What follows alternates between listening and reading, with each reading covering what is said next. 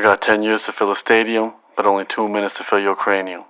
Humble the poet, signing in. One of the worst things we can do in a relationship is not be ourselves, especially at the beginning. No, I'm not talking about the time me and my friends walked around downtown Toronto with these fake British accents hoping to convince girls to take us around. I'm talking about that decision that you make not to be genuine when you first meet somebody because you're afraid they may not like the real you. I understand we want to put our best foot forward, and normally what happens is all of that fades slowly and what's left is the real you. What we may not pay attention to is the fact that if we wait to show who we really are, that it may be too late before we realize that we may not be compatible with that other person. Why would it be too late? Emotions. Emotional bonds form with anybody you spend a lot of time with. The longer we spend time with them, the deeper our hearts will sink their teeth into their souls. I don't know if that's poetic or creepy. So it would be like, this is the heart, and then this is the soul, and then we'll just like munch on top of it. So the soul would be like a tennis ball shape for the purposes of my illustration. Maybe the soul would be Bugs Bunny, and then the heart would be the giant red monster. And once there's an emotional bond, then you have attachment. And when attachment is formed, that's gonna influence the decisions you make, even if you find out that you're not compatible with the person. So for example, if you know your priorities don't match with this person the first time you meet them, it's easier to walk away. But if it takes 6 months to come to this realization, you might be in trouble. If you're pretending to be somebody else in hopes to impress someone, then you may actually be doing more damage to yourself. You need to know what you want before entering a relationship. Any relationship, whether it's romantic, work, business, creative, family, any type of relationship, you need to know what you want and what your priorities are before you enter it. And the only way to know what you want is to know yourself.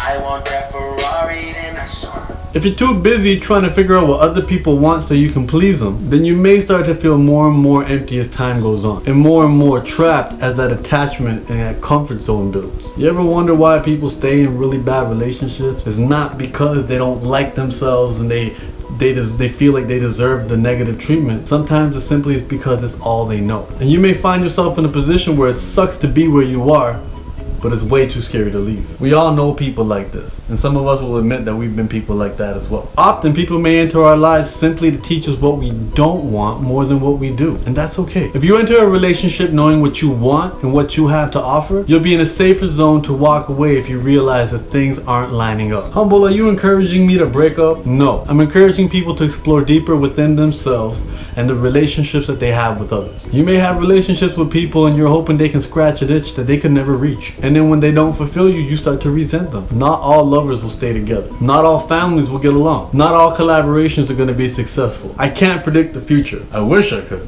but I can't. But I can remind you that there are a lot of patterns and hints along the way that will make the future seem a little bit more clear. And although technology helps us communicate with other people a lot easier and quicker, it will never be able to replace honest, simple, clear, face-to-face communication. These things actually help us connect with people better and on a deeper level. We can learn about each other, and we can also meet people that will help us learn more about ourselves. And that's the beauty of relationships. It's exploring a new universe within each person and gaining insight into our own. It feels nice when somebody knows who you truly are and accepts you. But that will never feel as nice as when you can do that for yourself. I'm a Nutella-loving, dilly-dallying, ambitious, hard-working, but easily distracted, bushy beardo who makes for great company unless I'm hungry. Then I probably make horrible company like a 3-year-old on a temper tantrum. If that tickles your fancy, then we can connect. And if it doesn't, that's okay. I hope you find what you're looking for. Thank you so much for watching. As always, please comment, rate, and subscribe. If you like the things I say and the way I think, do check out my book, Unlearn.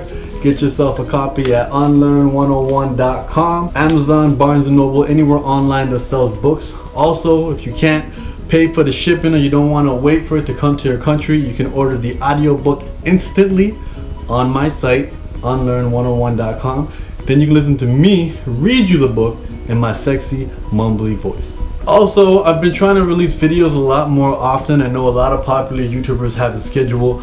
Right now I'm trying to explore the way that I can just release as many videos as I can as quick as I put them out. Right beside the subscribe button, there's a little nut bolt type button. If you press that, then you can get notifications whenever I drop a video. That way, as soon as I drop a video, and I'm trying to drop them very often, you'll know and you can watch it. So do that. That way I can just drop videos. The aim is to create these videos as quickly and as clearly and as often as I can. Appreciate the time you took to watch this. Thank you so much. Please share this with somebody that you care about or someone that you don't. Much love. The important thing to remember for him and us is that a bad day does not mean a bad life. Things can be turned around at any moment, and sometimes all it takes is for us to let go of the past so we are not weighed down and we can move forward into the future. The past can only weigh us down as long as we hold on to it.